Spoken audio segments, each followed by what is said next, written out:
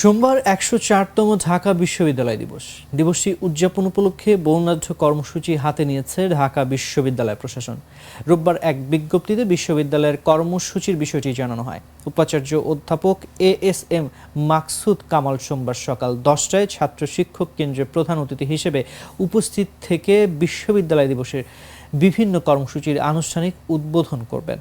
এর মধ্যে দিবসটি উদযাপন উপলক্ষে বিশ্ববিদ্যালয়ের উপাচার্য ভবন, কার্জন হল, কলা ভবন ও ছাত্র শিক্ষক কেন্দ্র সহ বিভিন্ন গুরুত্বপূর্ণ স্থাপনা ও সড়কসমূহে আলোকসজ্জা করা হয়েছে।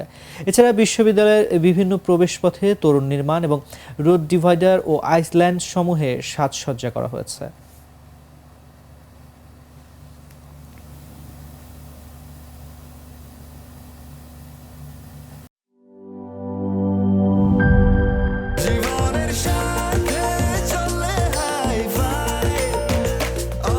স্বাস্থ্যকর অল টাইম, সব সময় অল টাইম হেলদি লাইফ।